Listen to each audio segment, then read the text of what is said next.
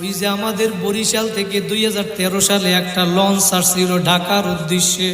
ওই লঞ্চের ভিতরে আব্দুল্লাহ নামে একটা সন্তান ছিল।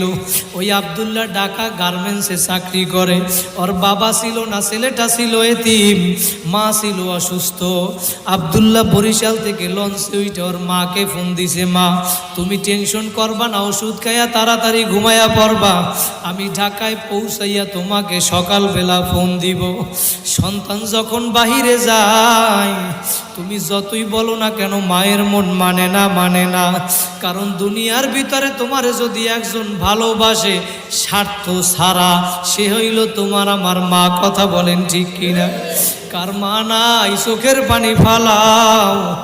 ওই মা আব্দুল্লাহর লঞ্চ যখন পদ্মা নদীর ভিতরে আসলো, পদ্মা নদীর ভিতরে ঝড় তুফান শুরু হইয়া গেল। বাইরা মিথ্যা না সত্য ঘটনা পত্রিকার পর্যন্ত দিয়েছে। ওই লঞ্চের ভিতরে তুফান শুরু হওয়ার পর মায়ের মনটা কেমন জানি ছটফট করে। সন্তান মারে ফোন দিয়া বলে, মা আমি তুফানে পড়ছি সেইটা বলে না, বলে আমি ঢাকায় গিয়া তোমারে ফোন দিব, তুমি ওষুধ খাইয়া তাড়াতাড়ি ঘুমাইয়া পড়ো। রাত্রবেলা মা ওষুধ খাইয়া খাবার খাইয়া যখন বিছানায় শুইতে যাবে, মা রিমোটটা নিয়ে টিভি ছাড়ছে খবর দেখার জন্য। যখন টিভিটা ছাড়লো, খবরের নিচে ব্রেকিং নিউজে লেখা উঠছে, ওই লঞ্চ যেই লঞ্চ বরিশাল থেকে সাইরা গেছিল, পিনাক 6 লঞ্চ, ওই লঞ্চটা পদ্মা নদীর ভিতরে ডুইবা গেছে। মা একটা চিৎকার দিয়া বলে, আব্দুল্লাহ, ওই লঞ্চের ভিতরে তো আমার সন্তান আব্দুল্লাহ আছে, ছেলে যদি বিপদে পড়ে আগে জানে কে?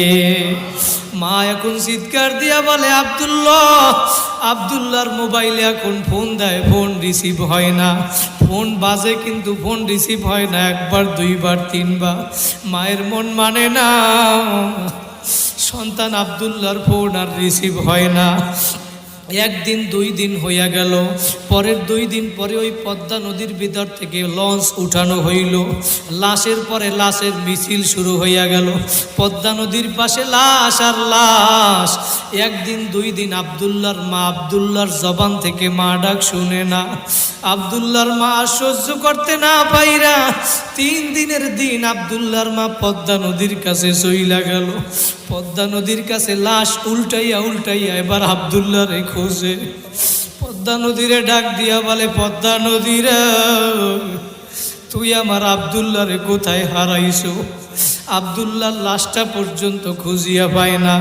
3 দিন 4 দিন হইয়া গেল। মা সন্তানের জন্য কি